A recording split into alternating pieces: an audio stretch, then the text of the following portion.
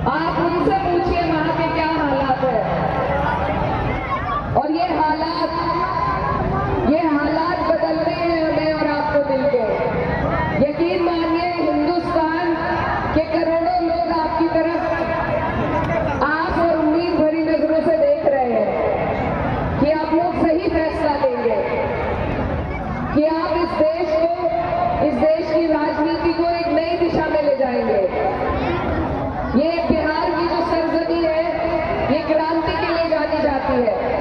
हमेशा यहाँ से क्रांतिकारी लोग पैदा हुए हैं और मुझे उम्मीद है इस बार भी भाजपा को हटाने की क्रांति आप लोग करेंगे।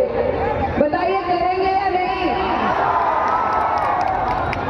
जो लोग नफरत फैलाते हैं, जो भाई को भाई से लड़ाते हैं, ये हिंदू मुस्लिम की जो राजनीति है, इसका जवाब अगर किसी तरीके से दिया जा सकता है तो वो सेक्युलरिज्म को बढ़ावा देकर आपसी भाईचारे को, आपसी मोहब्बत प्यार को बढ़ाकर दिया जा सकता है। अगर हम भी उनकी तरह एक तरफी बात करेंगे, अगर हम भी भाजपा की तरह सिर्फ एक वर्ग की बात करेंगे तो उनमें और हम में कोई फर्क नहीं रहेगा। भाई 5 मिनट रुक जाइए, हट जाइए भैया। आप मंच पे जो लोग हैं थोड़ा पीछे हो जाइए।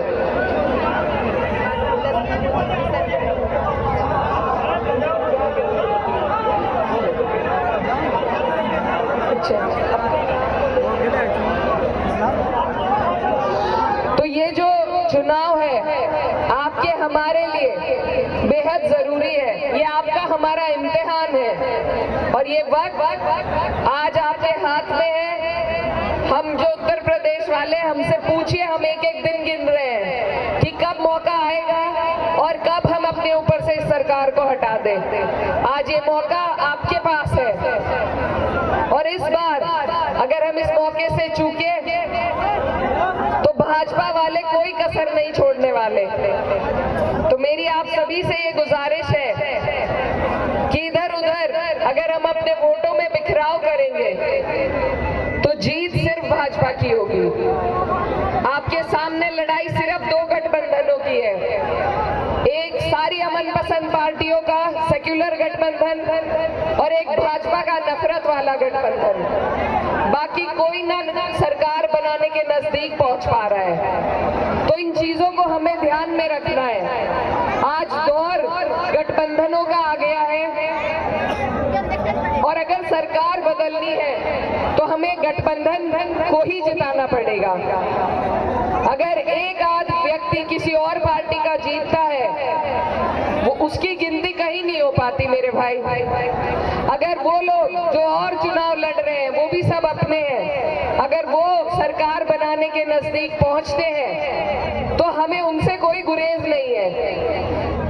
लेकिन आज जो देश के हालात हैं, जिन गंभीर हालातों से हम गुजर रहे हैं, जो वक्त हमारे ऊपर आ रहे हैं, उनको ध्यान रखते हुए हम जब तक सरकार नहीं बदलेंगे, हमारे हालात नहीं बदलेंगे, तो अपनी छोटे छोटे गिले शिकवे, अपनी पसंद नापसंद को किनारे करके लंबा सोचिए, पूरे देश के बारे में सोचिए जो आपके तरफ आस और उम्मीद की नजरों से देख रहा है।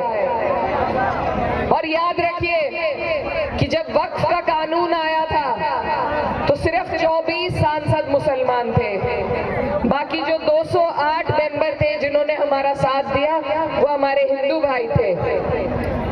यही हमारे देश की खूबसूरती है और इसी गंगा जमुनी तहजीब को हमें बचाना है। 200 साल पहले जब अंग्रेजों का राज था हमारे ऊपर, उन्होंने भी भाजपा वाला ये हथकंडा अपनाया हुआ था, वो भी फूट डालकर राजनीति करते थे। लेकिन जिस वक्त इस देश का हिंदू मुसलमान एक साथ आया तो हमने उनको यहाँ से भगा दिया था। अब दोबारा वही वक्त है, ये नए वक्त के गोरे हैं जो हम पे राज कर रहे हैं। इनको अगर किसी जरिए से भगाया जा सकता है तो वह आपसी भाईचारे और एकता से भगाया जा सकता है।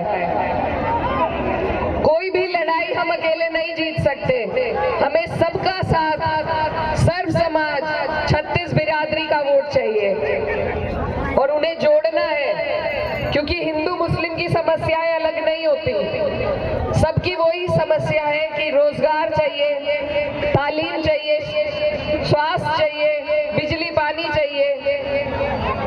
लेकिन इनसे हमारा ध्यान भटकाया जाता है, हमें आपस में लड़ाकर। तो ये वक्त बदलने की राजनीति है, तख्त बदलने की राजनीति है, और आपके पास ये मौका है। तो मेरी आपसे गुजारिश है, आपके बीच में शाहनवाज भाई, आपके विधायक, इंशाल्लाह होने वाले विधायक, आप साथ दीजिए इनका, क्योंकि हमें सरकार में हिस्सेदारी चाहिए, तभी हम इस नफरत भरे माहौल को बदल पाएंगे।